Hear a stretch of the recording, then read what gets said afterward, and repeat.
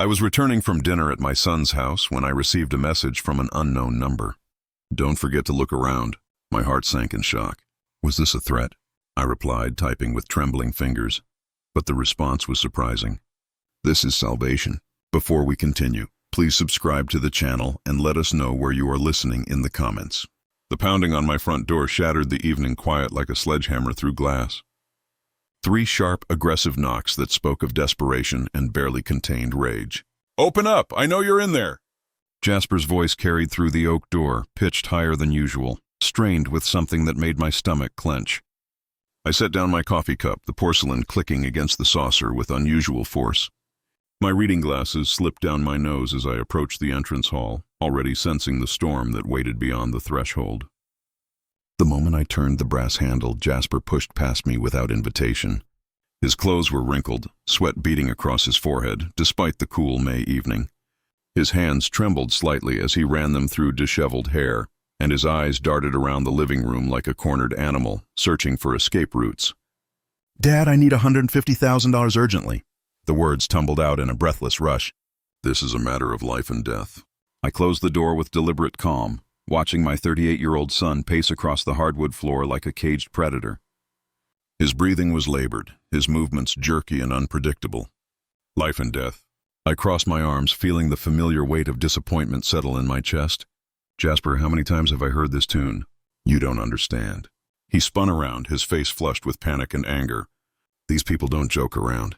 The grandfather clock in the corner ticked steadily, marking the seconds of silence that stretched between us. I studied my son's face, noting the dark circles under his eyes, the way his jaw clenched and unclenched. This wasn't just another gambling debt. This was something deeper, more dangerous. And I'm not joking either. I kept my voice level, though my heart was racing. "Enough. Time to get your head straight." Jasper's fist came down on the oak dining table with a crack that echoed through the room.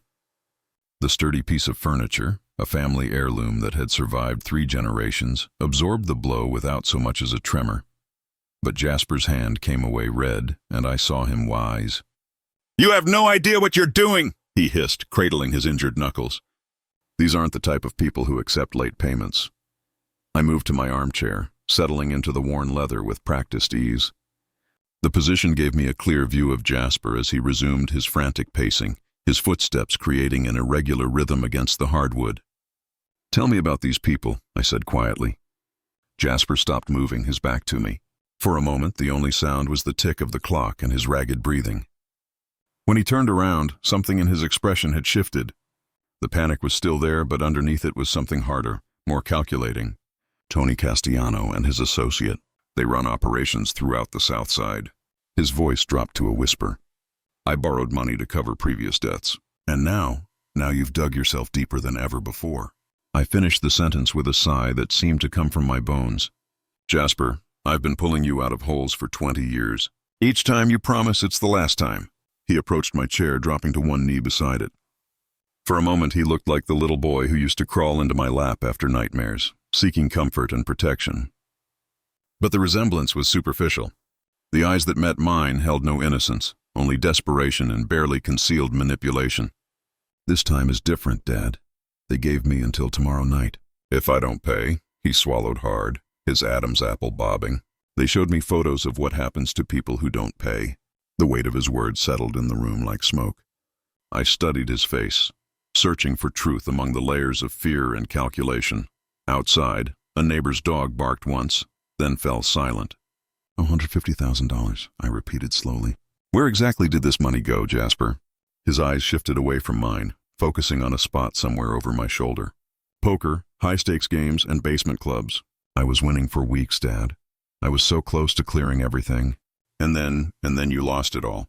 The familiar pattern was as predictable as sunrise, plus more. Jasper's hands clenched into fists at his sides. "You don't understand what it's like. The pressure, the calculations, the rush when the cards fall right. I'm good at this, Dad. I just need one more chance to know."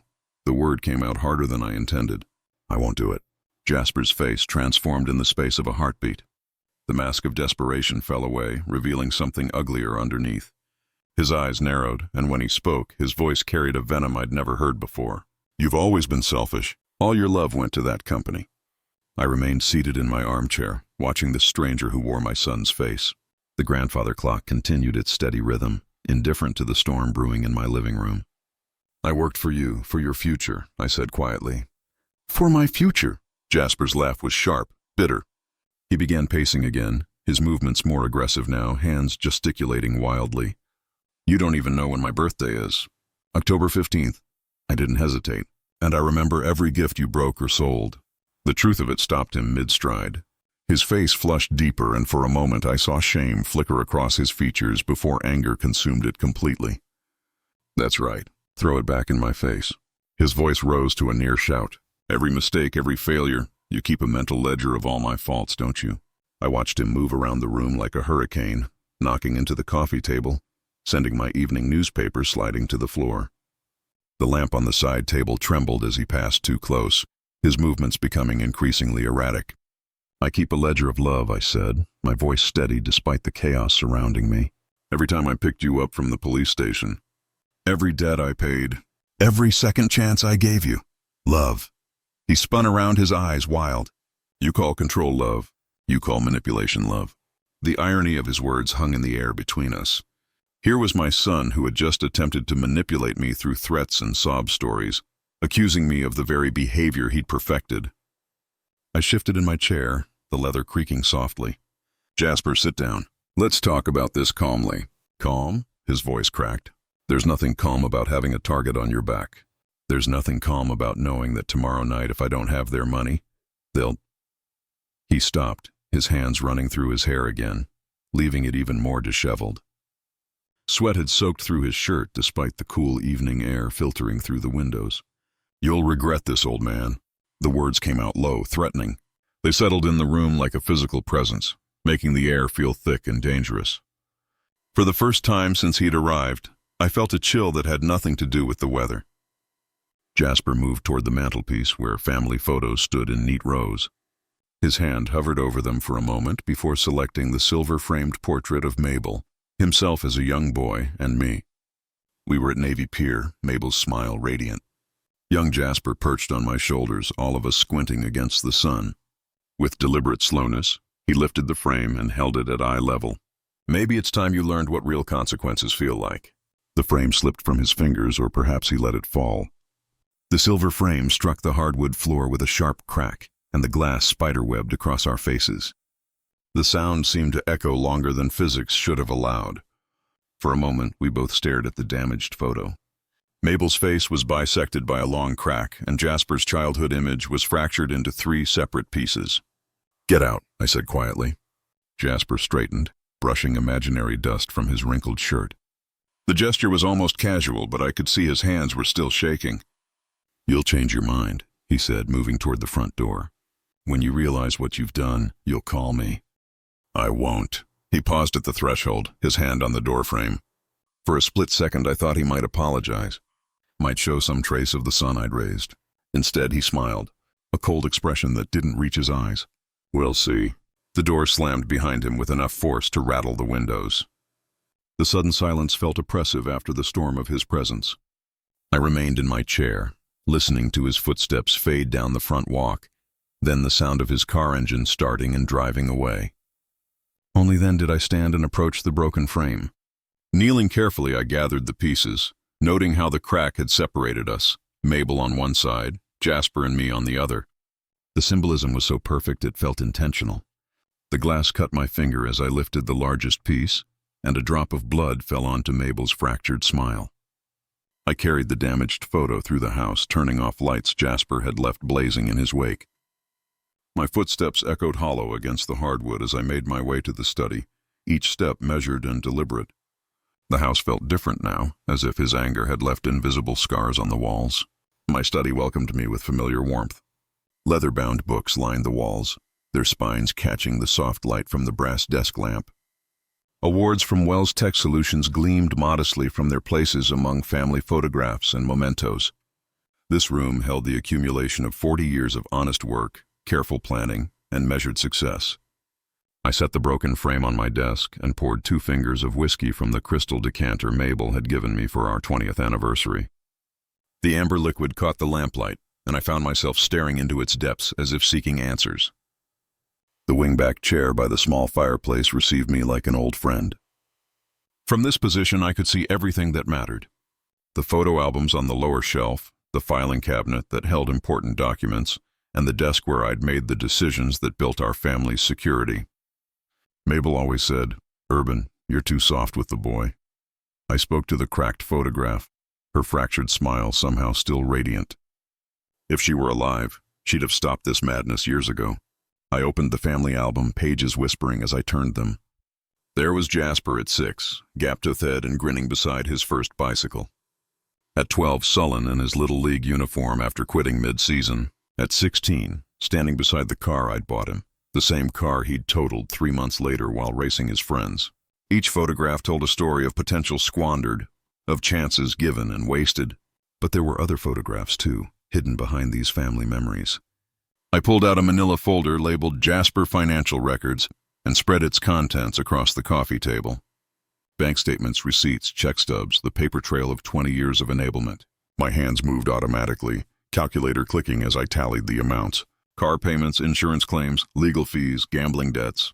The numbers climbed steadily. 20,000, 50,000, 85,000, 137, 462. The figure stared back at me from my notebook written in my careful handwriting. Enough to buy a house, enough to fund a small business, enough to secure a comfortable retirement for someone who'd worked honestly their entire life. I sipped the whiskey, feeling its burn trace down my throat. Outside, the neighborhood was settling into evening quiet. Somewhere a television played, its laugh track drifting through open windows. Normal families living normal lives, probably unaware that their neighbor was calculating the cost of his own son's destruction. The wedding photograph with Mabel drew my attention next. We were young then, full of dreams and plans. She'd been a teacher, practical and wise in ways that took me years to fully appreciate. Even then, she'd worried about spoiling any future children. "Children need boundaries," she'd said during one of our late-night conversations about starting a family. "Love without limits isn't love. It's harm disguised as affection." I'd thought her overly cautious then. Now sitting among the evidence of my failures as a father, her words felt prophetic. The fire crackled softly, casting dancing shadows across the room. I remembered my own father, a stern man who taught me the value of hard work through example rather than handouts. When I had wanted a bicycle, I'd earned it by helping in his shop after school. When I'd crashed his truck at 17, I'd paid for the repairs with my own savings. "You made a man of me, Dad," I whispered to the flames. What did I make of my son? The answer sat in the broken photograph on my desk, in the folder of receipts, in the memory of Jasper's cold smile as he'd threatened me in my own home. I closed the financial records with decisive finality, each paper sliding into its place with a whisper of resolution. The family album followed, its weight substantial in my hands.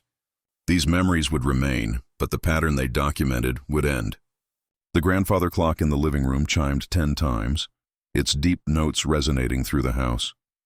Outside, the last of the evening joggers had passed, leaving only the quiet rustle of wind through the oak trees. I finished the whiskey and locked the manila folder in my desk drawer. The key turned with a soft click that seemed to echo with finality. Whatever came next, whatever threats Jasper might make good on, I would not bend. He was 38 years old. If he was going to learn responsibility, it would have to be now in the hardest way possible. The broken photograph caught the dying firelight one last time before I turned off the lamp and headed upstairs to bed. The quarterly reports blurred together on my desk as I tried to force my attention back to business. 18 hours had passed since Jasper's explosive departure. 18 hours of restless sleep, interrupted by memories of his cold smile and the sound of breaking glass. I'd arrived at Wells Tech Solutions at 9 sharp, hoping the familiar routine of profit margins and market analysis would cleanse my mind of family drama. The view from my corner office normally brought me peace. Lake Michigan stretching endlessly toward the horizon, the geometric precision of downtown Chicago's skyline. Today, it felt like looking through prison bars. I adjusted the family photograph on my desk, this one intact, showing Mabel and Jasper during happier times at Navy Pier. The contrast with last night's destruction made my chest tighten. My secretary's voice crackled through the intercom, jolting me from my brooding. "Mr. Wells, your son Jasper is online too." The words hung in the air like smoke. I stared at the blinking red light on my phone, my hand frozen halfway to the receiver. 15 seconds passed. 20. The light continued its patient pulse, waiting for my decision. Finally, I set down my pen and straightened in my leather chair, preparing for another assault. Hello, Jasper. Dad, I want to apologize for yesterday. I was wrong. The voice was completely different. Soft, humble, stripped of yesterday's venom. I gripped the phone tighter, searching for the trap hidden in those unexpected words. This is unexpected, Jasper. Violet reminded me how much you've done for me over the years. His tone carried genuine shame or a masterful imitation of it. I let my fear control me and I said terrible things. Will you come to dinner tonight, please? I found myself writing dinner Jasper's 7 p.m. in my appointment calendar before my rational mind caught up. The pen felt heavy in my hand as I watched the words appear on the page. All right, what time? 7 Jones. And Dad, a pause filled with what sounded like genuine emotion. I'm truly sorry. The line went dead, leaving me staring at the phone as if it might explain what had just happened. My son, who 24 hours ago had threatened me in my own home, was now inviting me to dinner with apologies and humility. I leaned back in my chair, watching afternoon shadows creep across the financial reports scattered on my desk. The numbers meant nothing now, just black marks on white paper while my mind wrestled with possibilities. Either Jasper had undergone a miraculous transformation overnight, or this was the most sophisticated manipulation he'd ever attempted. The Chicago traffic hummed 23 floors below, a distant reminder of the normal world continuing its predictable patterns, while my family teetered on the edge of something I couldn't yet name. I touched the intact family photo again, studying Jasper's young face before gambling had carved lines of desperation around his eyes, before money had become the only language he spoke fluently. My business instincts, honed by 4 decades of negotiations and deals, screamed warnings. But beneath the weariness was something more dangerous. Hope. The treacherous possibility that my son had finally reached the bottom and was ready to climb back up. I glanced at my watch. 5 hours until dinner. 5 hours to decide whether I was walking into reconciliation or a carefully laid trap.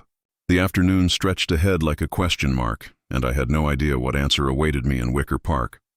The drive home through Chicago's evening traffic gave me too much time to think. Radio stations blurred together as I searched for distraction, finally settling on classical music that matched my contemplative mood. By the time I reached Oak Park, doubt had crystallized into certainty that something was wrong with Jasper's sudden transformation. My bedroom welcomed me with familiar order, suits arranged by color in the walk-in closet, Mabel's photograph smiling from the nightstand, everything in its designated place. I stood before the mirror, adjusting my tie for the 3rd time, watching my own uncertainty reflected in my eyes. The navy blue suit felt appropriate, respectful, but not ostentatious, showing I took the dinner invitation seriously without appearing desperate for reconciliation. I checked my wallet methodically. Credit cards, cash, business cards. My phone showed full battery, which I noted with the precision of a man who'd learned to prepare for every contingency.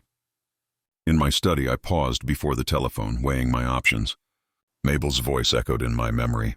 Trust but verify, Urban. Hope for the best, but prepare for the worst.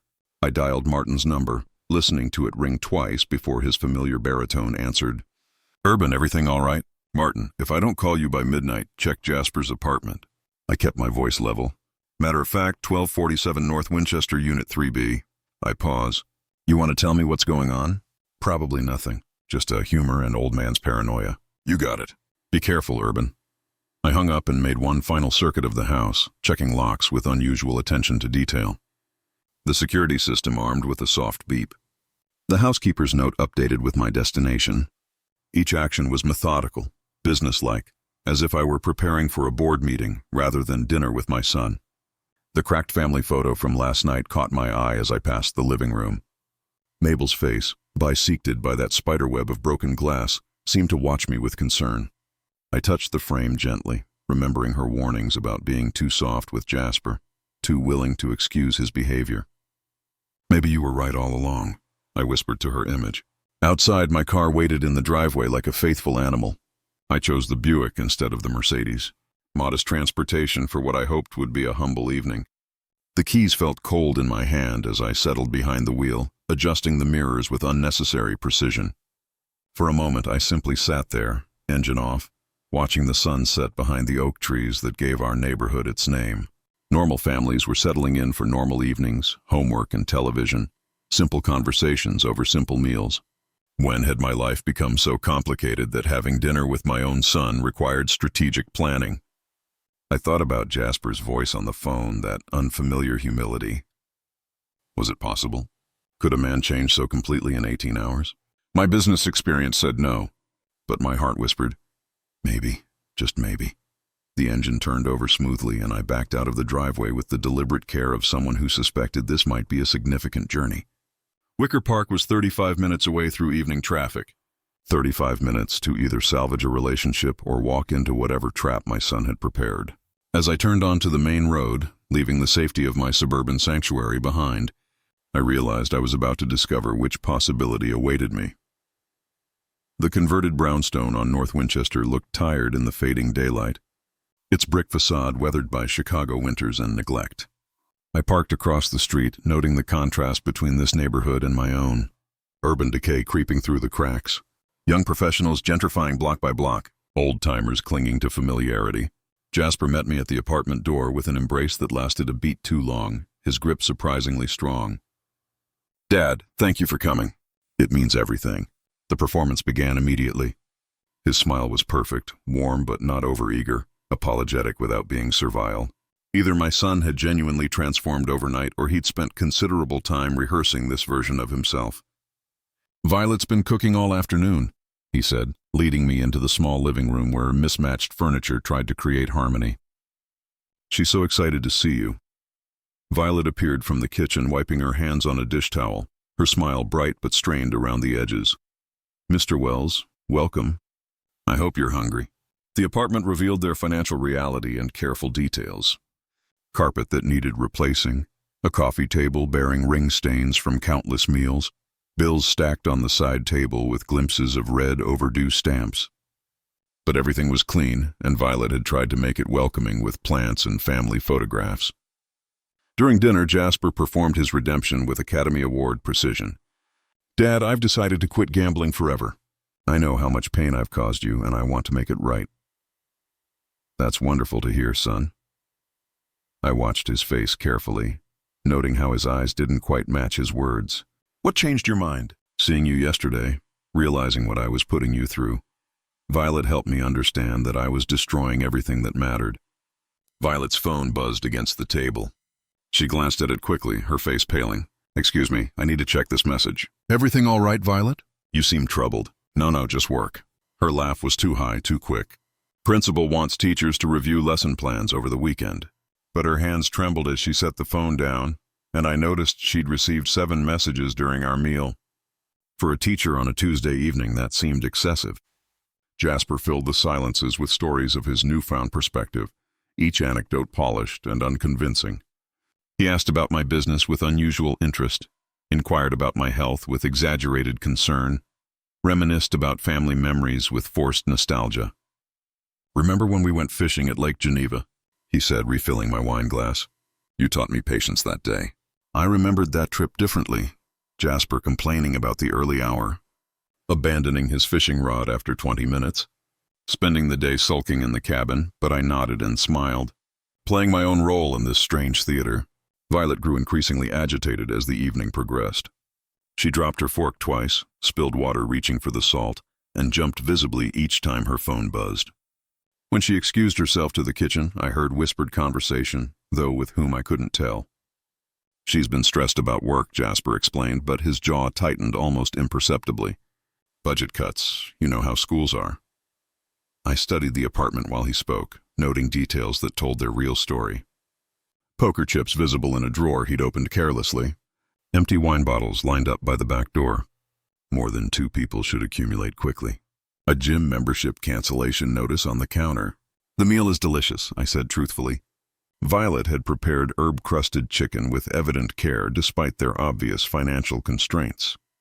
"You're lucky to have such a thoughtful wife." Jasper's smile flickered for just a moment. "Yes, she's very supportive." When Violet returned from another mysterious phone call, her wedding ring caught the light. She'd been twisting it constantly, a nervous habit that spoke of deep anxiety. Whatever was troubling her went far beyond lesson plans and budget cuts. "Mr. Wells," she said suddenly, "how do you—" I mean, what do you do when someone you care about is in real danger? Jasper's fork paused halfway to his mouth. Honey, that's a strange question. I was just thinking about that news story, she said quickly, the one about the missing businessman. But her eyes met mine for a fraction of a second, and in that look I saw something that chilled me. Genuine fear and a desperate need to communicate something she couldn't say aloud. I finished my wine and set down the glass with deliberate finality. Thank you both for a lovely evening. I should head home. As I stood to leave, certainty settled in my chest like a stone. Something was very wrong here, and whatever it was, Violet knew about it. The cool May evening wrapped around me like a familiar blanket as I descended the steps from Jasper's building. 55 the ground according to the weather app I'd checked earlier, perfect for the 45-minute walk home through Chicago's winding neighborhoods. I needed the time to think, to process what I'd witnessed during that strange dinner performance. Wicker Park's trendy streets buzzed with Tuesday night energy. Couples emerging from craft cocktail bars, young professionals grabbing late dinners at bistros with outdoor seating. The contrast with Jasper's cramped apartment and Violet's nervous energy felt stark. Here was the Chicago my son could have thrived in if he'd made different choices. I pulled my jacket tighter and began the familiar route toward Oak Park, my mind methodically cataloging the evening's inconsistencies. Violet's constant phone checking, Jasper's rehearsed stories of redemption, the poker chips I'd glimpsed in their kitchen drawer. My business instincts, honed by 40 years of evaluating people and situations, screamed that something fundamental was wrong. The commercial district gradually gave way to quieter residential streets. Streetlights became more sporadic, casting pools of yellow light connected by stretches of shadow. I passed a 24-hour diner where shift workers grabbed coffee, a closed bookstore with handwritten signs advertising poetry readings, empty bus stop benches waiting for tomorrow's commuters. At 9:47 p.m., 17 minutes into my walk, my phone buzzed against my chest. I stopped beneath a particularly bright streetlight, noting the unknown number on the screen. Don't forget to look around you. I stared at the message, reading it twice before my fingers moved to reply. Is this a threat? The response came immediately. This is rescue. Some psycho or kids playing pranks. I tried calling the number back, but got the automated message. The number you have dialed is not in service. Years of business had taught me to document everything, so I screenshot both messages before sliding the phone back into my jacket pocket, but I kept it easily accessible. The next few blocks felt different somehow. Sound seemed amplified, my own footsteps on concrete, the distant hum of traffic, a dog barking somewhere in the darkness. I found myself glancing over my shoulder more frequently, though I told myself it was paranoia, brought on by cryptic text messages and family drama. Then I noticed the car-black sedan moving slower than traffic warranted, maintaining the same distance behind me for 3 blocks. When I crossed at the light, it crossed. When I turned down a side street to test my suspicions, its headlights followed, cutting through the darkness like predatory eyes. My heart rate increased, and not just from the physical exertion of walking. Mabel's voice echoed in my memory. Trust your instincts, Urban. They've kept you alive in business. They'll keep you alive everywhere else. The sedan crept closer, its engine purring like a satisfied cat. I could make out 2 figures in the front seats, though the tinted windows obscured their faces. My pace unconsciously quickened, muscle memory from childhood games of hide-and-seek suddenly feeling relevant again. Empty streets stretched ahead, residential blocks where porch lights provided minimal illumination. The contrast with Wicker Park's bustling energy was striking. Here I was alone with whatever intentions lurked behind those headlights. I turned down another side street, my business shoes clicking against pavement with increasing urgency. The car's turn signal blinked once, twice before it followed me into the shadows. No longer coincidence, no longer paranoia. I was being hunted. The black sedan accelerated as I broke into what could generously be called a fast walk. At 65, my running days were largely behind me, but desperation provided motivation that my joints couldn't ignore. Behind me, car door slammed with the finality of a judge's gavel. Stop, old man. We just need to talk. The voice carried authority mixed with annoyance like a teacher calling after a truant student. But teachers didn't pursue people through dark Chicago alleys, and something in the speaker's tone suggested our conversation wouldn't be pleasant. Police, help! I shouted, though the residential street remained stubbornly empty. Porch lights stayed off, windows remained dark. Tuesday night in a working-class neighborhood meant early bedtimes and minds focused on tomorrow's responsibilities. Shut up and get him. A second voice, younger and more aggressive. Heavy footsteps echoed behind me, gaining ground despite my best efforts. I ducked into an alley between two rowesses, using parked cars and overflowing garbage cans as obstacles between myself and my pursuers. My chest tightened with each labored breath. The physical exertion combined with adrenaline created a dangerous cocktail for a man my age. Exactly the kind of stress my doctor had warned me to avoid. But stopping wasn't an option when anonymous voices discussed getting me in tones that suggested violence. The alley opened onto another street, this one darker and more industrial. Loading docks and storage buildings created a maze of shadows and hiding places. I pressed myself against a brick wall, feeling the cold seep through my jacket while my heart hammered against my ribs. Where did that old guy go? He can't have gotten far. Split up. You check the left side, I'll take the right. Their coordination suggested experience with this type of work. Not random criminals looking for a quick robbery, but professionals executing a specific plan. The realization made my blood run cold. I spotted salvation in the form of an old storage building tucked behind a row of closed shops. The door stood slightly ajar, probably forgotten by the last worker to leave. With my pursuers' voices growing closer, I made a desperate sprint across the open space. "What do you want from me?" I gasped, though they were already out of earshot. The storage building smelled of motor oil, old wood, and years of accumulated dust. Garden tools hung from wall hooks. Paint cans created small mountains in corners, and wooden crates provided perfect cover for a man trying to become invisible. I positioned myself behind the largest stack, struggling to quiet my breathing while my heart continued its frantic rhythm. Through the dirty windows, I could see flashlight beams sweeping the alley. My hunters had come prepared for a search operation, which meant this wasn't a spur-of-the-moment decision. Someone had planned this encounter, someone who knew my routine and predicted my walking route home. The shed door creaked ominously as one of them tested it. I held my breath, pressing myself deeper into the shadows behind the crates. Dust particles danced in the thin beam of light that penetrated my hiding place, and I fought the urge to sneeze. "Check in there." "Nah, it's locked up tight." Old man's probably halfway to Oak Park by now.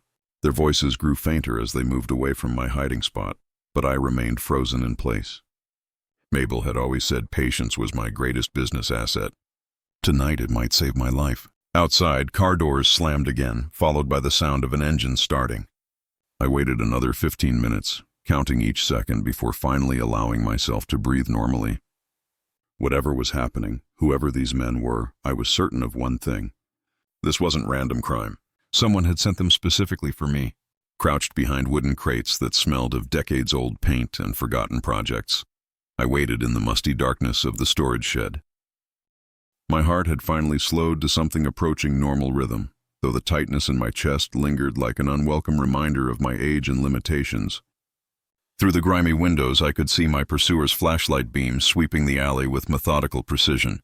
Where did that old guy disappear to? The first voice carried frustration and professional annoyance. Maybe he managed to hide somewhere. It's pretty dark out here. The second man sounded younger, less experienced, possibly questioning the wisdom of this nighttime chase. I shifted carefully behind the crates, trying to find a position where I could hear without risking discovery. A paint can brushed against my elbow, creating a soft scraping sound that made me freeze completely. The flashlight beams paused in their sweep, and for 30 seconds that felt like hours. Silence dominated the alley. "Jasper won't pay us for nothing. We need to find him." The words hit me like a physical blow. Jasper, my son, the boy I'd raised, educated, supported through countless failures and mistakes, had hired these men to hunt me through Chicago's dark streets. The dinner invitation, the humble apologies, Violet's nervous behavior, all of it was orchestrated theater designed to position me for this moment. "Forget it. He's already scared. We'll try again tomorrow." I covered my mouth with both hands, not trusting myself to remain silent as the full magnitude of my son's betrayal settled into my consciousness. Every instinct screamed to confront this impossible reality, to demand explanations that could somehow make sense of a son paying strangers to terrorize his own father. Boss said just to scare him anyway, right? Make him think twice about refusing help to family. Yeah, but if we can't find him, how's he gonna know he was scared? They were moving away now, their voices becoming fainter as they searched other areas of the alley system. But I remained motionless, processing not just their words, but the casual tone in which they discussed my fear as a commodity to be purchased and delivered.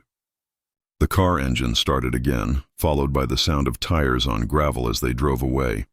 Still, I waited another 15 minutes, counting each second while my mind wrestled with a new and horrifying reality. My son, the baby Mabel, had nursed through fever.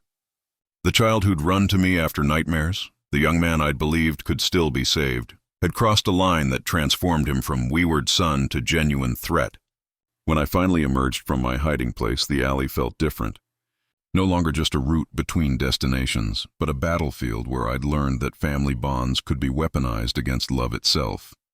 The cool night air carried the scent of approaching rain, and in the distance the city hummed with its usual indifference to personal tragedies. Violet's warning text made perfect sense now. She'd known what was planned, had risked her own safety to warn a man she barely knew, because her conscience couldn't bear watching. Murder disguised as family intervention. While her husband plotted my intimidation, or worse, she'd chosen to become my unlikely guardian angel.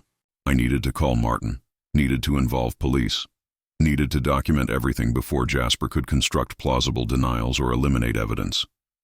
But first, I needed to reach a place of safety, somewhere public enough that hired muscle wouldn't dare approach. The 24-hour diner I'd passed during my walk beckoned like a lighthouse in a storm, its neon sign promising sanctuary and witnesses. As I emerged from the alley and began walking toward those welcoming lights, I realized my son had succeeded in one goal tonight. He definitely scared me, but not in the way he'd intended. The fluorescent lights of the 24-hour convenience store buzzed overhead as I fumbled with coins at the payphone, my hands trembling so violently that quarters slipped through my fingers twice before I managed to dial 911. The young clerk behind bulletproof glass watched me with mild concern, probably assuming I was another late-night drunk having a crisis. 911, what's your emergency? I need to report an attempted assault. 2 men chased me through alleys near Wicker Park. I want to speak with Detective Martin Reyes at District 18. The operator's voice remained professionally calm. Sir, are you injured? Do you need medical attention? No, I'm safe now, but Detective Reyes is expecting my call. Tell him it's Urban Wells. 20 minutes later, Martin's patrol car pulled into the convenience store parking lot with practiced efficiency. Through the window, I watched him emerge, tall, solid, wearing the expression of a man who'd seen enough late-night emergencies to remain calm regardless of circumstances. Urban, he approached with careful steps, noting my torn jacket and disheveled appearance. What happened to you? The relief of seeing a friendly face, someone trained to handle situations beyond my business experience, nearly overwhelmed me. Martin, I think my son wants to kill me. We sat in his patrol car while I provided every detail I could remember. The dinner invitation, Violet's nervous behavior, the warning text message, the black sedan that had hunted me through Chicago's dark streets. Martin took methodical notes, asking specific questions about timing, locations, and physical descriptions. You said one of them mentioned Jasper by name. Jasper won't pay us for nothing. We need to find him. I repeated the words exactly as I'd heard them. They were hired, Martin. My own son paid criminals to terrorize me. Martin photographed the warning text messages on my phone before the battery died completely. We'll need you to come to the station and make a formal statement. Can you describe the vehicle in more detail? Black sedan, probably a Toyota Camry, Illinois plates, though I only caught part of the number. Small dent on the passenger side, tinted windows. 2 men, both appeared to be in their 30s. Within minutes, Martin had issued a BOLO alert through dispatch. The efficiency of police procedure contrasted sharply with the chaos I'd experienced just hours earlier. Here was order system, the rule of law, responding to criminal behavior with appropriate force. At District 18, the police station hummed with late-night activity. Radio chatter provided constant background noise. Phones rang with the persistence of urban emergency, and officers processed paperwork with the methodical attention of civil servants who understood that details mattered in courtrooms. Urban, that's serious accusation. Are you certain about what you heard? I met his eyes steadily. One of those guys said Jasper's name. They were hired by him. Martin's expression hardened. We'll find them. Your description of the car is detailed enough to work with. As I signed my formal statement, documenting every moment from dinner to discovery, Martin coordinated with patrol units, searching for the black sedan. The business part of my mind appreciated the systematic approach. Evidence collection, witness statements, coordination between departments. But underneath the procedural calm, fury burned at the calculated nature of my son's betrayal. My phone, plugged into a charger Martin had provided, buzzed with a radio call. "Detective Reyes, we have a vehicle matching the description parked outside an apartment building in Pilsen." Martin grabbed his jacket, adrenaline sharpening his professional demeanor. "Urban, we may have found them." Radio chatter filled District 18 as Martin coordinated the arrest operation from his desk, surrounded by the controlled chaos of night shift police work. I watched through the window as backup units moved through Chicago's early morning streets, converging on an apartment building where two criminals waited, probably celebrating what they believed was a successful intimidation. "Unit 47, confirm the license plate matches the witness description." "Affirmative, Detective. Illinois Delta Charlie 7219. Vehicles cold. Suspects likely inside the building."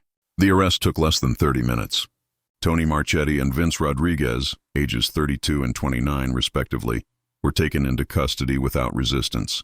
Both had prior records for assault and intimidation, professional muscle for hire, exactly the type of men would contact through his gambling connections. Martin separated them immediately, using standard interrogation techniques I recognized from television, but had never witnessed in person. Tony broke first, probably calculating that cooperation might reduce his sentence. "Urban, we found them, and we have a confession." I looked up from the police station coffee that had grown cold in my hands. "What did they say?" "Listen, this Jasper Wells paid us $5,000 to scare the old man." Martin read from his notes, his voice carrying professional disgust. "Half up front, half on completion. They were supposed to make it look like random street crime. Scare. They wanted to kill me." Martin's expression grew grimmer. "There's more. Jasper told them you have heart problems. Strong fear could have finished you without them laying a finger on you." The words hit me like a physical blow. I sat down heavily in the plastic chair, feeling every one of my 65 years. My son hadn't just hired criminals to threaten me. He'd weaponized my own mortality, using medical information shared in confidence to orchestrate what would have appeared to be a natural death. He knew about my heart condition. The statement came out as barely a whisper. "I told him last Christmas that my doctor was monitoring irregular rhythms. Tony's phone shows text messages arranging the job. Bank records will show Jasper's payment. We have enough evidence to arrest him for solicitation of assault, possibly attempted murder." Vince corroborated every detail of Tony's confession, both men realizing that their amateur hour criminal enterprise had crossed lines that carried serious prison time. They described meeting Jasper at a coffee shop near his apartment where he'd provided my photo, my address, and specific instructions about using my heart condition to create a natural death. "The plan was elegant," Martin said, reviewing their statements. "Scare you badly enough to trigger a heart attack, then disappear. No physical assault, no direct murder. Just an old man who died from the stress of random street crime." Evidence accumulated with the mechanical precision of professional law enforcement. Text messages between Jasper and Tony arranging payment. Surveillance footage from near the coffee shop showing their meeting. Bank records tracing money from Jasper's account to Tony's. My son had been thorough but not careful, leaving a paper trail that would satisfy any prosecutor. "He's at home right now," Martin said, preparing the arrest warrant, probably sleeping peacefully, assuming his plan worked. I asked to be present when they arrested Jasper, though Martin insisted I remain in a police vehicle at a safe distance. Some twisted part of me needed to see my son's face when he realized his carefully orchestrated murder had become evidence in his own trial. "Martin, I need to understand something." I looked at the confession statement spread across his desk. "How long does someone spend in prison for trying to kill their father with his gambling debts and your testimony about financial motive?" 15 to 20 years minimum. This isn't a crime of passion. It's premeditated attempted murder. As Martin and his team prepared for Jasper's arrest, I remained alone in the station, surrounded by the institutional sounds of justice processing criminal behavior. My son, the baby who'd once fallen asleep in my arms, had calculated the exact amount of fear required to stop my heart. The magnitude of that betrayal settled over me like a blanket made of ice. Dawn filtered through the police station windows as I dozed fitfully in a chair Martin had positioned in a quiet corner of the detective bullpen. The institutional coffee had long since grown cold, but the caffeine and adrenaline combination kept real sleep at bay. At 8 sharp, Martin returned with fresh coffee and news that would close this chapter of my life forever. Jasper's in custody, arrested at home at 6:30 this morning without incident. I straightened in the uncomfortable chair, feeling muscles protest from the night's activities. How did he react? Complete shock. He tried claiming innocence until we showed him Tony's confession and the bank records. Then he broke down completely. Martin settled at his desk, organizing paperwork with professional efficiency. He admitted to everything. My phone, fully charged overnight, buzzed with an incoming message. The unknown number that had saved my life. I'd almost forgotten about that mysterious warning in the chaos of arrests and confessions.